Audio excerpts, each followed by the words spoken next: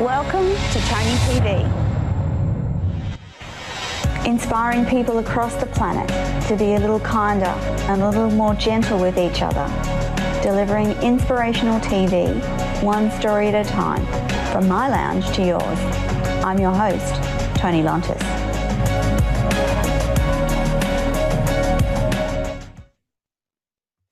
And good morning, everyone, and welcome to Radio Tony Everyday Business.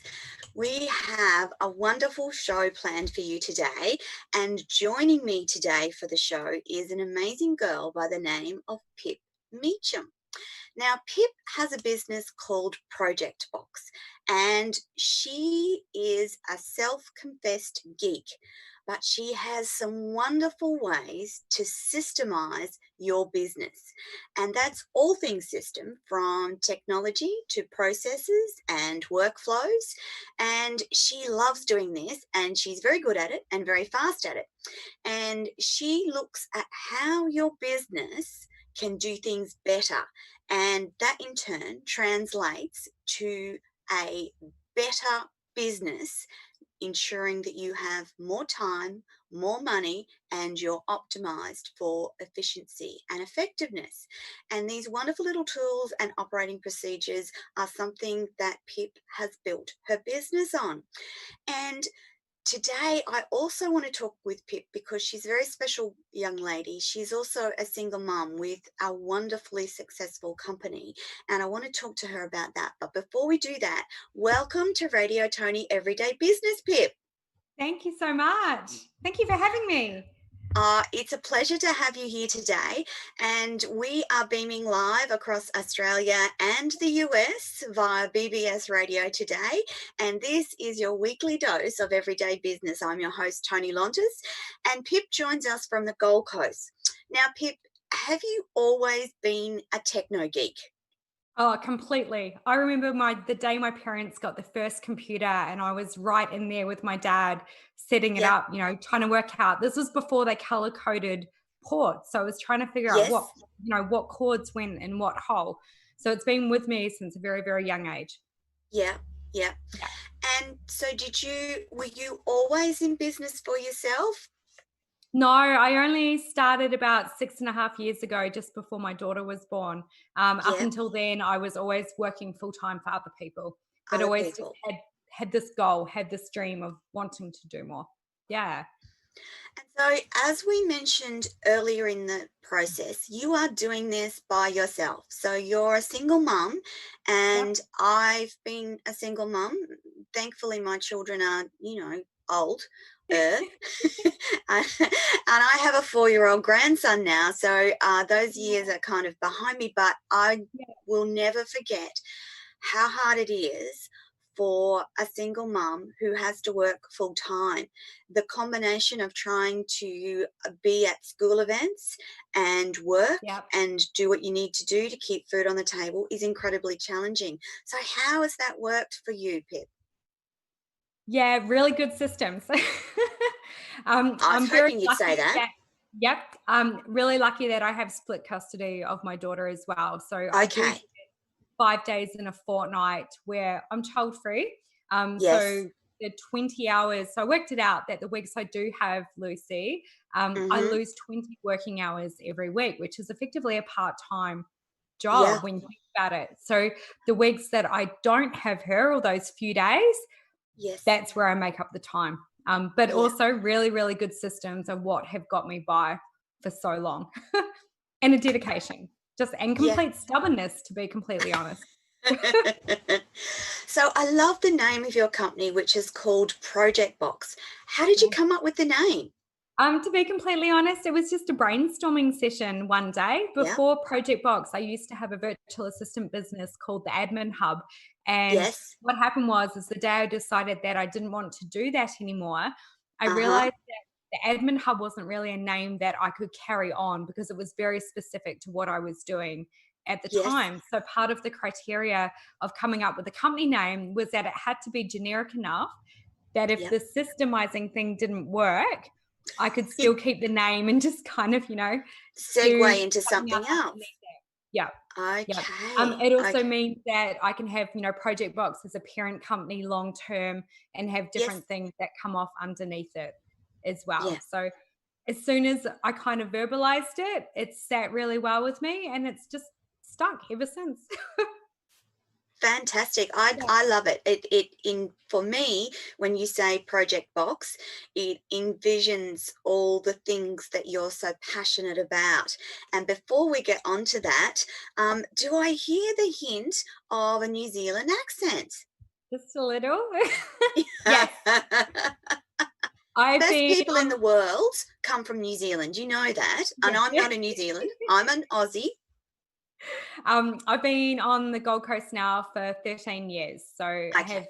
officially passed the fence at a point, but Yes. New Zealand's still home. Yes. Yeah. It's where my My family is. grown-up son is in New Zealand and has been for the past 12 months. So we have beautiful shots of all the multiple Oh, places that he's been. And I yeah. can't wait until the borders open so we can actually go and see him in New Yeah. Zealand. So, And and that's my what's best so friend is hard at the also moment. from, hey, That's what's so hard at the moment as well, is you're so used to just being able to jump on a plane jump on. and go home to not be able Mhm. to do that is interesting. It's particularly easy for us on the Gold Coast, isn't it? Because they have those direct, well, they used to have those wonderful direct flights from the Gold Coast to New Zealand. So you were there in, 3 hours effectively. So it is just a jump over the ocean and you're there. Yeah, Yeah. it's interesting times. How has COVID affected what you do, Pip? Yep. So I'm one of the very lucky ones that my business has thrived through COVID. So the Yes. first sort of initial 2 to 3 weeks, when everyone went into shock, things Yes. kind of died right off. And I was one of the worried ones going, what's going to happen now? Mm-hmm. Because being a Kiwi as well, I don't get the same level of support that what Australians do from the government. No. Yeah. So for me, it's sort of, like it's a make or break situation. Yeah. um, but very, very lucky that things, people use that time to work Yes. on their businesses, which was great for Yes. me because that's what I help people do. So Yeah. it's just continuously soared through that period. Yeah. Fantastic. Very Uh, lucky. yeah. I know so many of my business colleagues have done exactly that. They've used the time to restructure and exactly what I've done as well and try and automate things. So let's talk Yeah. about the sorts of things that you do. So, Cool. what's your process for helping other businesses? Yeah, it's really working out with them initially what it is that they want to achieve. So Uh huh. what I do, people come to me and they're like, we know we need you. We just don't know how. We know you can help us. We're just not sure in what Yes. capacity. So it's initially trying to work out what it is that they're trying to achieve and then Mhm. what I can do to help them get to that point of view. So a lot of the time, it's really sitting down with them to nut out what's actually happening in their business, because Yes. quite often what we think is happening is completely different to what's actually happening at the forefront. So Hmm. helping them identify what their systems and processes are, and then working with them to, potentially plug gaps or automate things or build out those standard operating procedures that they can really start to use in their business as Yeah. well. Yeah. And these tools and systems, they apply to any business, from traditional bricks and mortar to entrepreneurs to anything really, can't they? Yep. Absolutely. Everybody. Have you had lots of requests for the setting up of online courses and webinars and stuff? Have you had to help businesses do that sort of work over COVID? Yeah, a few people have reached out about taking what, their knowledge and building it out Yes. into online programs. So for Hmm. me, it's more helping them make the right selection of technology to help them do that, because there's a lot of recommendations that float around, especially in the social media space, Yes. where they will reach out and ask for help. But the problem is the question is so vague, and there's so many different types of software out there. So it's really helping them to clarify what it is that's actually going to, again, get them to that outcome that they're wanting to do, and sort of talk long term as well, not just to temporarily get them through COVID. So it's, looking at and taking into account everything else that they're using as well, to make sure it can all talk together. Because when you start to talk, let's take online courses, for example, there's numerous ways that you can structure that. So from the WordPress plugin via your website to standalone platforms, to the various other ways that you can deliver online courses. Do you find that you have a preference for particular platforms, or do you leave that to until you sort of work with the individual business to figure out what works well with them? Yeah, I leave it until I've spoken to the individual business, because there's so many things that can be taken into consideration, just even simple things like what their budget is, what they're willing to spend each month to have this and run this, what other software and tools that they're using, how many courses they're wanting to have, how many students, the kind of goes on and on. So I'm very tech agnostic. I know of a lot of the tools that are out there, not all of them. No one's ever going to be able to know all of them. No, because they seem to pop up all the time. I get those emails all the time about different WordPress plugins or this program or that program, and it does get very it's kind of overwhelming, isn't it? Yes, definitely. Yep. And I get shiny object syndrome with them as well. So, a new technology comes out, and I always say to people, technology is like crack for me. It's like this massive addiction that something new comes out, and I want to know about it, and I want to master it, because then I can talk about it to other people, which, allows me to help other people at the end of the day. Yeah. So what's catching your eye at the moment? What bits of tech are exciting you at the moment? Yeah, look, everyone knows I'm a huge fan of ClickUp, which is a project management tool. Okay. They are doing incredible things in that space. So I absolutely love supporting them and following their journey as well. And another fairly new one to the market is called, it's spelled GERU. I've yet to hear them pronounce it. So it's either Guru or Guru or Guru. I'm not actually sure. But what it does is it allows people to map out their marketing funnels. But it's not your normal sort of funnel simulator. You can actually start to put into it, the cost of your product and what your conversion rates are, and start to really manipulate the scenario to take into account what's going to happen in the real world. It's very cool. So rather than being a funnel builder, it's a funnel mapper. Is that my understanding? Yeah. So it would plot out the website landing page, and then what the next step after that would be. But in between it, you would say, okay, so say it's an opt-in form for a lead magnet. Say you're giving away a PDF freebie. The first step is they would go to the website, and then they would opt in. So between landing on that website page and say the thank you page, you can start to enter data around what the conversion rate of that is. And then you can start to adjust figures later on down the line, and you can start to get a really clear idea of what your income could potentially be. So for people who are doing online courses, it's a perfect one. You normally go from an ad to a landing page, to a freebie, to a $1 to a 47, and onwards and upwards. And what was the name of that again? I'm going to just spell it GERU. GERU, right? Okay. And ClickUp, I've heard you speak about before. Yeah, I absolutely. That software runs my whole business. And can you tell us why you like that so much for running your whole business? What are the elements that make it easy for you? Okay, so what it does, everyone's probably heard of tools such as Asana and Trello and Monday. All those kind of things. What ClickUp does is it takes the best of all of those tools and puts them into one platform. So potentially, Monday is very much sort of spreadsheet focused, whereas ClickUp, you can view it like a spreadsheet, or you can view it like a Trello board, or you could view it like a conversation, like a Slack channel, or you can create like internal documents. You can do mind maps. And then they've also got things like automations. So you can start to do things such as a prime example is when I add a new lead into the platform and then market is turning to a sale, it automatically loads up my onboarding process. And then when we mark the onboarding process as being completed, it then automatically loads up the next lot of tasks depending on the type of project.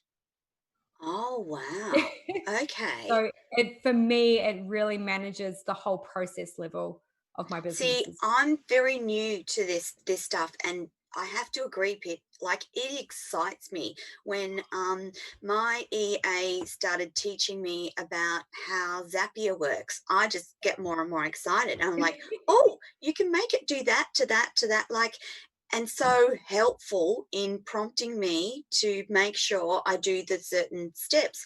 But you're telling me that ClickUp will do some of those things as well. Yeah, so it actually takes over some of the admin tasks that we were previously having to do manually. Ah, Yeah. yeah. Yeah. And did I hear you talk the other day that it has invoicing capacity as well? No, ClickUp doesn't do invoicing, but via Zapier, I can get information to go from ClickUp into Xero and create invoices. Ah, Yeah, okay. So there's that. Zapier is just such a powerful little tool. it So really is. for those people who've not heard of Zapier, let's Yep. talk about what it is and what it does. Okay. All right. So Zapier is a piece of software that effectively lets other piece of software talk to another one. So it's based on what they call triggers and actions. So for Yep. example, something will happen in one piece of software. So say for example, I was talking about a lead to a sale before. I marked Yes. somebody as turning to a sale. So Uh-huh. that then triggers the Zap. So they're called Zaps. And then it Yes. has an action. So what's going to happen after that trigger has occurred? So in this case, the action is create a customer in Xero. Yeah. Uh-huh. So Okay. other examples of it is if people book in meetings with me via Yes. however it is, I've got automations that set up buffer times before and after the meeting. Because one thing that's really horrible is that when we're Yep.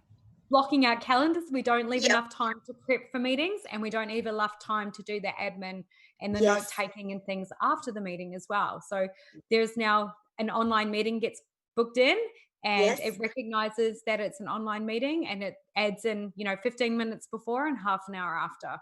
Ah, fantastic. See, Yeah. I've been having this discussion with Jen this week about trying to build buffers around my shows and my meetings, because I've been finding that people, bless their socks, book in like half an hour in the lead up to a live show. Well, that's just too hard. That's just Yeah. too hard for me to do, because I like to go into that zone where I review the information that of my guest that's coming on, and make sure that I need to go into that zone at least 15 minutes before the live show, and then a Yeah. break afterwards, because you've been talking constantly for almost an hour.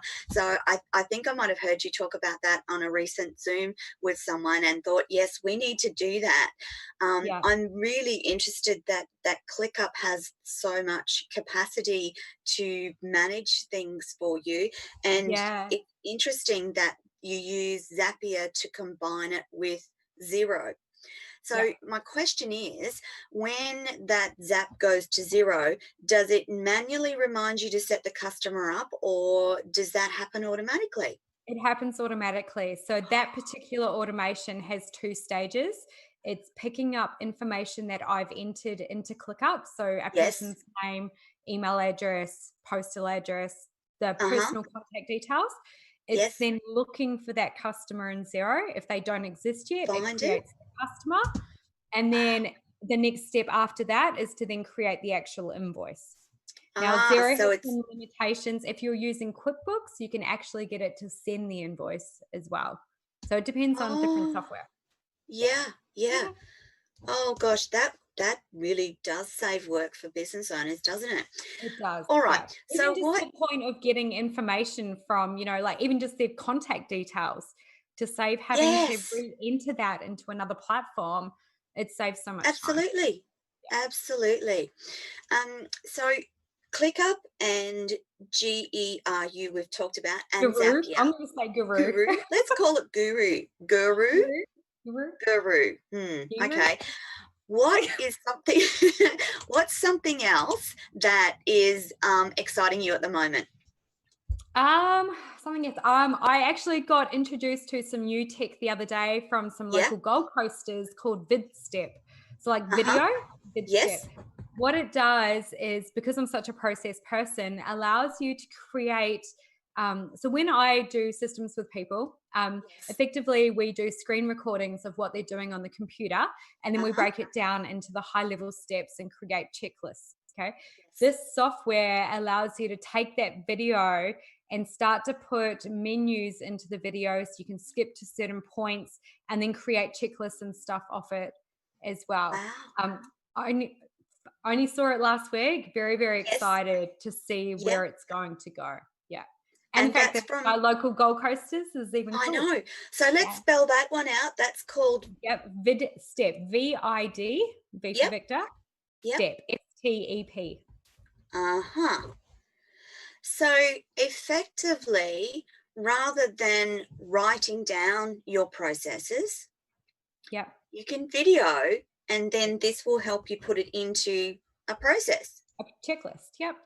So the video explains, the how and the why. So how to actually do something and the reason why you're doing things as well. Because it's sometimes for a lot of people, we need to know why we're doing something. It just helps us to resonate with it a lot more. But it's the checklist that people use on a day-to-day basis. So it's not telling people how to do things, but it's making sure that they don't forget that step in a process. I mean, I'm a systems person, and one day I was at an expo a couple of years ago and had people opting in to receive some free stuff from me. And I got home and I realized that I'd missed a part of in my checklist, I'd missed a step and had not turned the automation on. So everybody who opted in did not get a single thing. Oh, well. Human, okay? Totally human. Yeah. But now, I had to go and fix it after that. But effectively, each time now I go and create an opt-in process, there is a checklist. And the very last step is check to see if it's turned on. Yeah, oh, wow. That must have been just terrible. I could just imagine all that work. Because so embarrassing as well, because I'm such a systems person. Yeah. It was a bit of a kick to my ego. But it just goes to show that even the experts don't get it right. So it's about learning and that. So what are your favorite automations? Are they automated emails? Are they automated tasks? What's your favorite? So I'm actually, as much as I love automation, I'm highly against automating emails. Oh, really? Yeah, I just find it's really impersonal to customers. And also the way that most email automation tools work is they're attached to a CRM or email marketing software. And the problem with that is a lot of inboxes are actually picking it up as promotional material, and you can't guarantee that people are going to see it. Oh, okay. Great for leads and marketing and that kind of thing. But once you get clients, every single email that comes from me comes from you with my Gmail account. Yeah. Okay. Okay. So don't get me wrong, things are templated, but they're not automated. So part of like my onboarding process is we might go and schedule emails. So an example of this is when I finish a project with a client, I schedule emails for the next 12 months. So one will go out a week later, one will go out 3 weeks later, 6 weeks, 3 months, 6 months, and then 12 months. Yeah. I don't have to do anything with it ever again. It only takes 5 minutes to schedule those emails. Yes. But they come from me personally. There's no unsubscribe link at the bottom of them. There's no dodgy tracking things in them. There's nothing there. Oh, okay. So they're templated and scheduled, but they don't look like something that you can unsubscribe from. Correct. Yeah. Okay. The easiest way you can tell is if you've received an automated email is look at the bottom for an unsubscribe link, because every email that has to go out from email marketing software, you have to offer people the ability to unsubscribe. Yeah. So that's fascinating. Okay. Sneaky little tip. Yeah. Yeah. So just out of curiosity, what does your 6-year-old think about what mum does? She thinks I boss people for a living. Yep. You ask her what her mum does. My mum bosses people. I think that's a good thing though. Like, obviously your skills are in organizing, systemizing, customizing things, and so she's going to learn some great skills as she grows up. We had a really great conversation about a week ago. We were talking about what she wanted to be when she grew up. And I said to her that when I was her age, I wanted to be a teacher. And then I started laughing, and she said to me, she goes, "Mum, what's so funny?" And I said, "Well, that didn't work out very well, did it?" And she turned around and looked at me and she goes, "But you do teach people." She's like, "You teach people all the time. You are a teacher." Yes. Oh, that's cool. Yeah. That is very cool. Yeah. And so, Pip, do you work with predominantly small to medium business, or do you do big corporation stuff as well? No, predominantly small to medium business. I like being able to get in and kind of deal with the change makers directly at the top, I guess. Yeah. Because I imagine that the bigger the business, the bigger their systems, processes and stuff is, and you get into a different territory then. You do. I mean, the process to do that kind of stuff within a corporate business is pretty much the same. There's just a lot more of a hierarchy to go through if things need to be changed. Yeah. Which is why I'm happy to leave that to other people. And stick to small to medium business. Yeah. Your ability, though, is to help small to medium businesses across the world. It's not just relegated to Australia. You can help anyone across the world. Currently, yes. I've got clients in 10 countries across the world at the moment. So definitely not something that I'm limited to the Gold Coast for. Yeah. Zoom is a wonderful thing. And I was just going to say, so you're obviously then doing lots of Zooms to help them. How do they go when you're physically not there to go through their systems? How do you manage that challenge? So there's a lot of screen sharing with the technical side of things. So when they're actually showing me what's on their screen, it's really hard to do for businesses that might be more, physical, where they're not using the computer to do things. They're a little bit different. They'll normally use people within their own countries to do that, because you need to physically be there with handycams and mics and stuff like that. Predominantly, though, I work with service-based businesses. So for me, most of their systems are on the computer anyway. And then it's just having the ability and knowing how to get people talking and extract that information out. I always say to people that when I work with them, I will challenge you and I will ask a lot of questions and I will try and break things, but I do it out of love to try and then rebuild it back together to make it stronger. Yeah. So do you find that there are still businesses out there that have no tech associated with their business, or do predominantly small to medium businesses nowadays have a reasonable amount of knowledge around tech? I find a lot of people have it. They've either just they're using the wrong tech for their business, or they might only know how to use little things like Excel spreadsheets and just don't have the confidence to make the jump into some software that's actually going to help them and help them save time. So I always say to people, when we go through this systemizing process, whether it's just, putting new software in place or whatever it is, things are always going to feel like they take harder and longer at the start.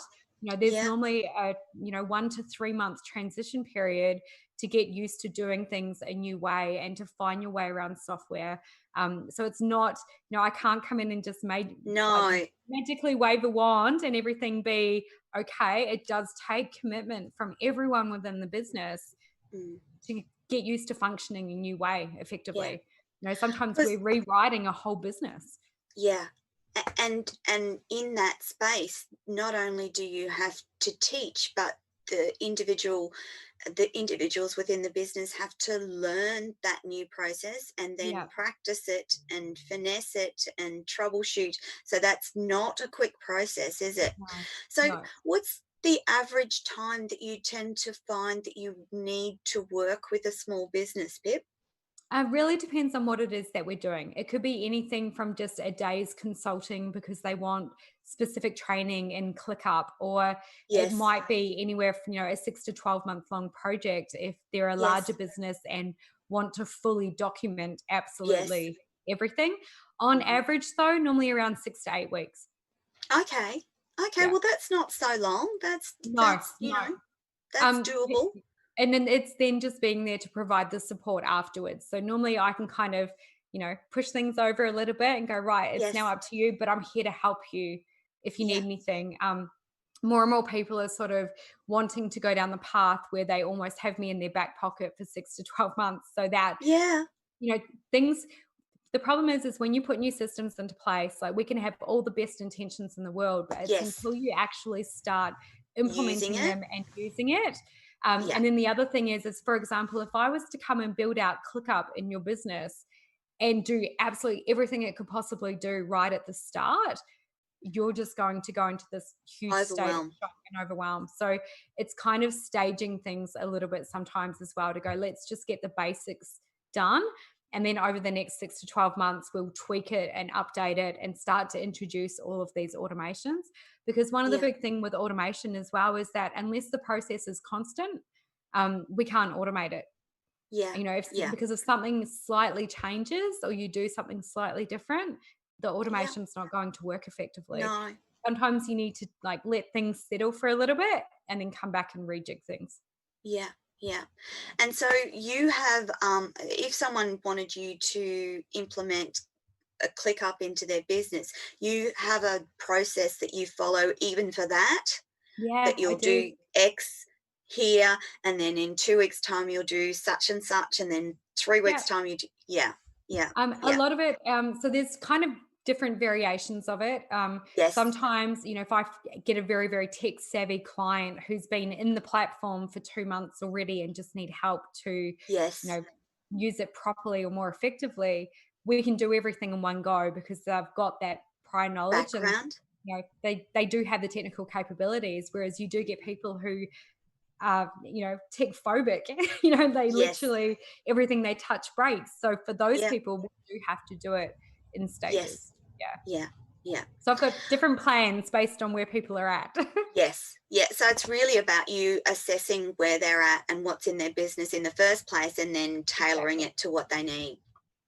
So part of the initial call is to work out where people are at, the type of person that they are, where they want to go, all of that kind of stuff. So I've got a little note down here. I wanted to ask you about AI. Is that part of what you do? And if so, where does it fit in the project box? So not part of what I do, but completely fascinates me. I know. I was hoping you'd say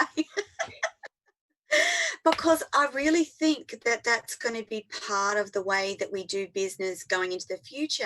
But when I was doing a bit of research, there's sort of really, really technical information or not anything that's helpful. And I want the stuff in between. So what have you learned about it so far? Oh, look, I haven't had much of a chance to research it. I have this to-do list of things that keeps coming up, and it'll be articles that I've found or, courses off Udemy that I want to go and actually complete to teach me how to do specific things within it as well. So my knowledge isn't that great, unfortunately, at the moment. Things I just keep pushing the snooze button on because life gets in the way. Life gets in the way. But do you think that technology will we'll start to see more and more of that. Definitely. Yeah. It's like a growth. It's going to take a lot for people to embrace it as well. Yeah, It scares yeah. a lot of people. Yes. You know, having so much been known about us and done for us, and you know, it's kind of getting into that world of the Jetsons. And I just, you know, it's a really interesting spot to be in. Yeah. Well, sorry, you go. I can't wait till we have rocket cars like the Jetsons. Like, I want to see that before I'm too old to get in one. Like, that sounds fabulous to me. So if you take that same sort of technology and apply it to your business, it can only be good, hey? Yeah, yeah. Oh, look, I'm one of those people that absolutely embrace technology in everything that I do. You know, I've got smartwatches and phones, and I've just recently upgraded my car, so now I can actually talk everything through my car, and it does. Oh, it's amazing. Like, I can what literally. What sort of car, Pip? It's a Nissan Qashqai. Yes, yes. But basically, I can have a full texting conversation with somebody and not have to pick my phone up at all. So I get my Facebook messages, I get my text messages. Really? I send emails. It's fantastic. Yeah. So you can imagine how productive I am on the road. I'm just thinking exactly that. Mind you, I do like to keep my time on the road for listening to audiobooks, because that's the only time I get to read/hear the good books. But now you're telling me that you can send emails from your car. That's pretty exciting. Yeah. Look, my car time is normally car karaoke time. It's how I, wind myself up and wind down again at the end of the day. So I try and avoid it where possible, just to give me time to rest my brain more than anything. Yes. Yeah. Music goes up, the windows go down, and I'm in my singing element. Yeah. Not that the other people on the road like that. Who cares? Yeah, I don't care. So the technology that you're speaking about for your car what's the name of it? How does it work? It's just called Android Auto. So I have an Android phone. I'm not an Apple user, but there's an Apple version of it, and it just all talks together. So between and now I'm wondering if Apple CarPlay has the same capacity. Potentially, yes. Yeah. Have a look. Okay. Okay. Yeah. So it's all that sort of, voice dictating kind of thing. Yeah. Yeah. Surprisingly spot on. I can have the windows down and be doing 100 kilometers an hour on the highway, and it will still pick up an accurate message, which fascinates me as well, because I thought the wind noise would be too much. Yeah. Yeah. Really cool. Really interesting. So that's for Android phones only and not for Apple's. But so I think Apple CarPlay is the same version. Yeah. Okay, so that means that my Apple CarPlay should be able to do similar things, which is very interesting. Yeah. Okay. Yeah.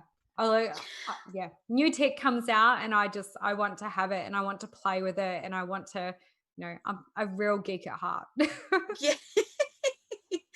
So Pip, what sort of things do you have in mind for the future of Project Box and your business? Yeah, so my big goal with Project Box is to actually open up a mentoring academy for high school kids. So what I want to do is for, I'll say kids, but teenagers who do not want to go to TAFE or uni, and also don't have the experience to go and get a job.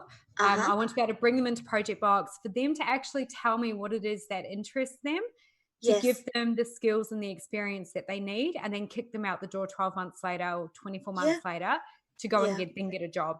So it's really kind of bringing them in and training them, but in a working workplace, like a real life. Yeah. And then also to provide mentorship to those who have dreams of being an entrepreneur as well. I'm very lucky that I come from a very supportive family. I've met a lot of teenagers and people in their early 20s who just don't have that. So to be able to give them a space to be able to talk about that kind of stuff, that really interests me and gets my everything flowing as well. Yeah. And do you think, Pip, that you will teach them a broad type of education, or that depends on whether they've got a specific interest in, say, a ClickUp or Zapier or whatever they're interested in? I think it's going to be tailored a lot on what it is that they want to do once they leave me. So if they were to come and say that they wanted to go work with digital marketers, I'd get them Yes. involved in the marketing side of the business. So, Yeah. social media and advertising and websites and all of that And kind of stuff. funnels and yeah. Yeah. Yeah. Whereas Yeah. if they came and said they wanted to get more into the operational things, or they wanted to Uh-huh. be a receptionist or a virtual, it Yeah. just depends on again, I'm all about outcomes. So it would be Yeah. about the outcome that they specifically wanted to achieve. So the type of Mm. job that they wanted to get as a result of, I guess, having some experience. I Yeah. never went to TAFE uni. Everything I've ever learned has Yes. been on the job and like Yes. self-development and all of that kind of stuff. Yes. So to just find, really help them just work towards whatever it is that they want to do. So it doesn't mean that you, just because you haven't got a degree in something, that you can't gather or glean the knowledge. Yeah. So for me, my credentials are in nursing and health and management. So Wow. I've actually not, same as you, Pip. I've not got all the stuff that I know or have learned is from my own self development, and I'm curious by nature. And Yeah. again, tech and its ability to help streamline your life is one of my things that I love. And Yeah. so, and when coming on this show, like for BBS Radio, the exciting thing for me is to know that while I'm talking to you, this is live streaming to YouTube and LinkedIn and Facebook and to all of the BBS platforms. Like there's, I don't know, 350 of them, and that's all happening seamlessly while you and Yeah. I are talking live on air. That Yeah. really makes my day. It's cool, huh? I It's know. amazing what we can do. Yeah. So that Absolutely. capacity to talk to multiple more people whilst having a one-on-one conversation, that excites me as well. And Yeah. I can see where Project Box and all the things that you do are such a valuable commodity now and will be into the future.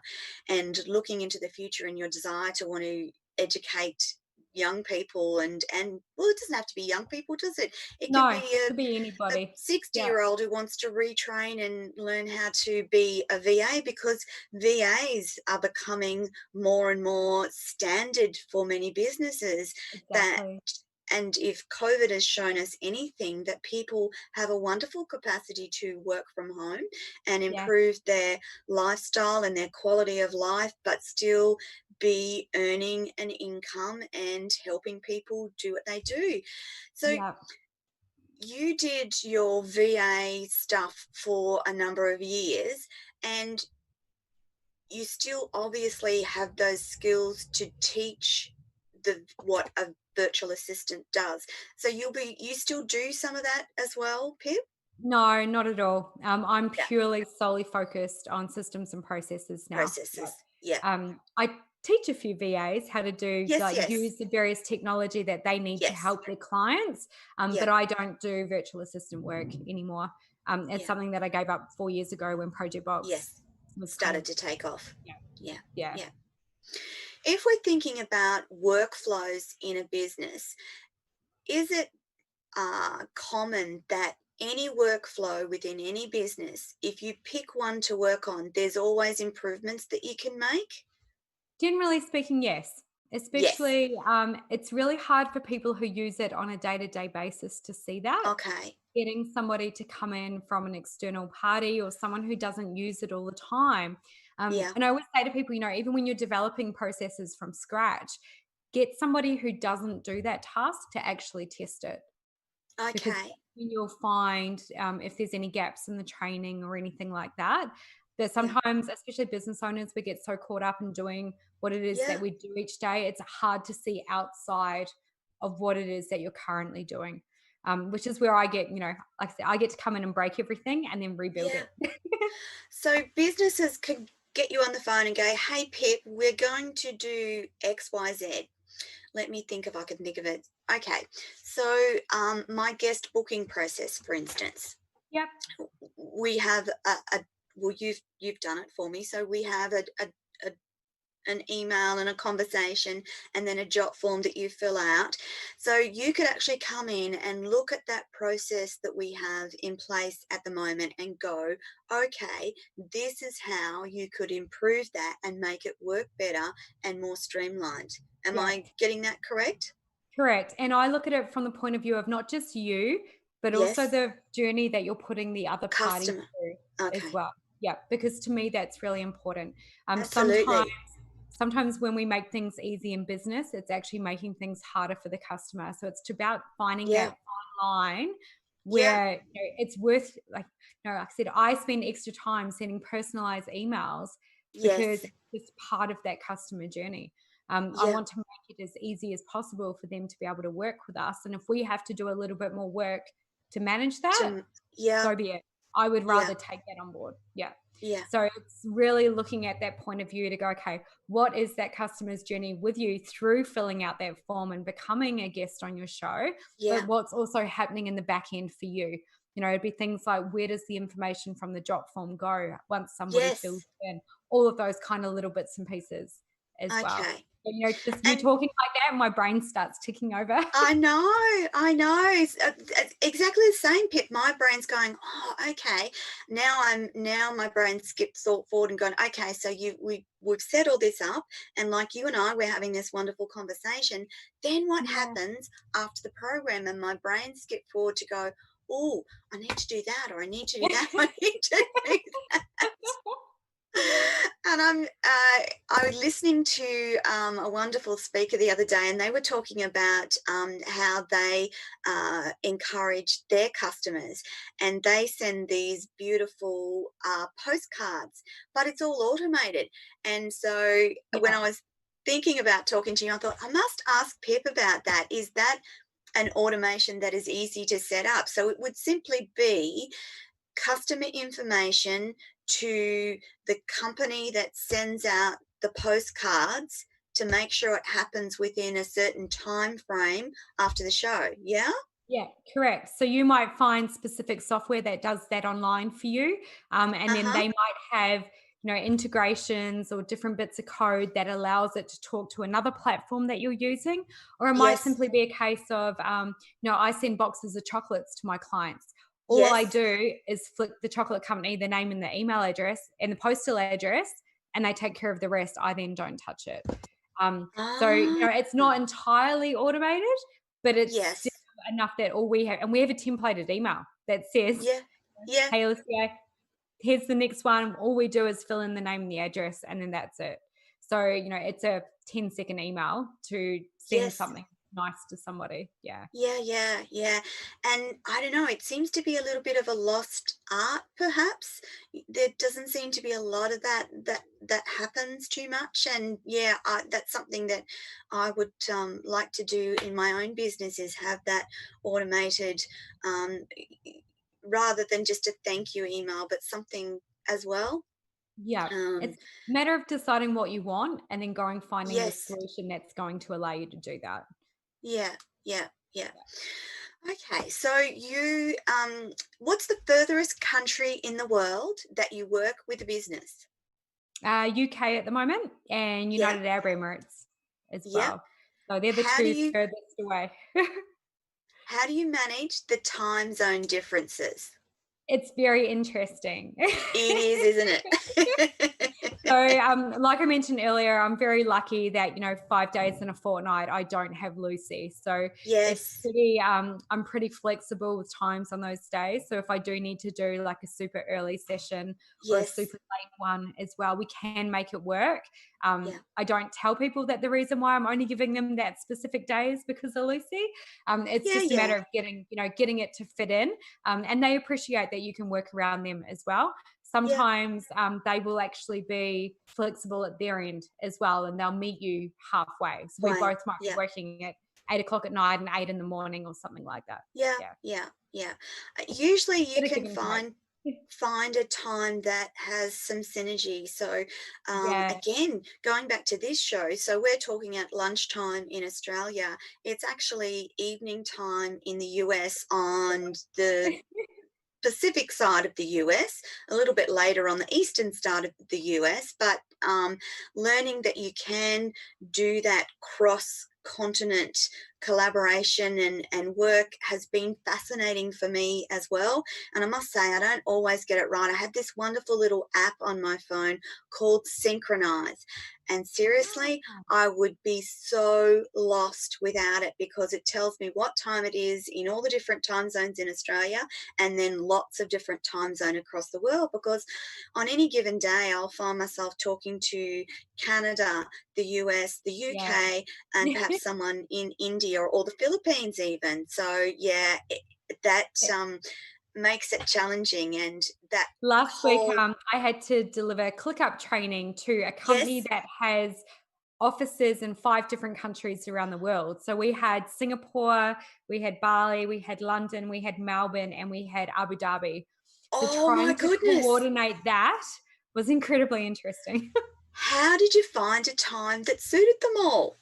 I let them sort out the time that worked for the bulk of their team. And then I just let me know, this is the day I can do it. I'll just make it work. You tell me when suits you. Good. And they managed to do that, obviously. Yeah, and the best thing was, I think it was at about 1 o'clock in the afternoon, my time, which was even better. Yeah. See, it's often that afternoon time that I find that it works well with overseas companies as well, which was interesting. So the platforms and systems and all the bits and pieces of tech that you use, they're readily available and available across the majority of continents across the world. It's not, you're not finding things that are specific to, say, India or specific to the UK. You find that generally the things that you find that work the best are available across the whole world. Definitely. They normally come or, originate from US or Canada or something like that. So a lot of the default settings within the software will need to be changed, such as the way we write our dates and our times and currency and things like that. But when the platforms are being built, they're accounting for that. So it's very easy to use a US-based software company here in Australia. There's generally no issues whatsoever. And, it's one of the best things about the cloud is that we can do that. Yeah. There's a really great tool, actually, speaking of my favorites, there's some software called Emma.ai. And what it is I put a calendar booking into my calendar with an address. I use the Google suite of apps. So it's Google Calendar. Emma goes and looks at where I am before the calendar, where I'm going to, and then puts the travel time into my calendar. So I say that I travel by car all the time. She knows where I live, so she knows my base. I say she because it's got a female name. Knows my base and is literally calculating my travel for the day as I'm moving between different places. Can also recognize whether it's a Zoom call or not. So if it's a Zoom call, there's no travel time. She doesn't calculate. No, but then my Zap will kick in and put in the buffers for Zoom calls. Yeah. Oh, see, I'm loving that idea, Pip. I'm really loving that idea around Emma has buffers. been a lifesaver. Really cool. Because I used to spend so much time. I'd be on the phone to somebody trying to work out how long it would take me to get from home to wherever it was that their business was located. And then you'd have to take into account the possibilities of traffic. And then I'd have to go and put it into my calendar to make sure that nobody booked in other times. And it was just a nightmare. So Emma is worth the $11 a month. I think I paid for that.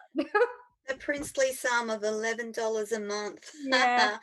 And that works with your Google calendars. Yeah, I think it actually works with, whatever calendar that you're using, but I am Google based. So it does. It kind of makes life, it's kind of become like a no-brainer to go with the Google stuff because it's easy, and most people have some sort of connection to Google in whatever way, shape, or form. Startups and small businesses will tend to use Google, whereas once you get the mediums and the corporates, they're all sort of Office 365, Microsoft based. Generally speaking, though, that's a very generalization around how it works. There are some small businesses and entrepreneurs who just love the Office suite of products because of what they can do. I tend to focus more on the Google stuff. I mean, can work with both, but I do love Google. Yeah. Just because it integrates really well with everything else. That's all. Yeah, it's those integrations that become important once you start doing this system automation type work. It's what will integrate with what best, and often that makes my decision. If it doesn't integrate with some of the things that I've already got, well, it kind of gets a no out of the bat. Yeah, and that was my main reason. I used to love Outlook so much. I love the whole Microsoft thing of products. And then I think I actually signed up to ClickUp and realized that the calendar sync was only one way with Microsoft, but it's two-way with Google. So I just went, nope, that's it. I've got to jump the gun now. Like I just need to make the change. And again, it takes you time to learn something new and learn a new process of how to do it. And I used to hate Gmail with an absolute passion. So to move from... I'm not a real fan, but I'm getting used to it, let me say. Yeah. I gave myself 12 weeks. I said, if at the end of 12 weeks you still hate it, you can move back. I'm giving myself permissions. Yes. But I was about 4 weeks in, and I finally jigged Gmail to work exactly how I wanted it, with more benefits and features than what I was getting out of Microsoft. Out of Outlook. And now I'm an avid lover of it. I've kind of gone from one extreme to the other. Yeah. All right, Pip, thank you so much. We are completely out of time. What a wonderful conversation. Thank you for coming on Radio Tony Everyday Business. And a big plug for Pip and her business is projectbox.com.au. She can work with you anywhere in the world. So that's Pip Minchin from projectbox.com.au. And that, my wonderful friends, is Radio Tony Everyday Business wrap for the week. Over to you, Don.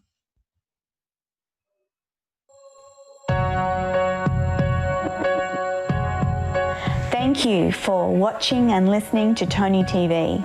For more inspirational stories, join us next week.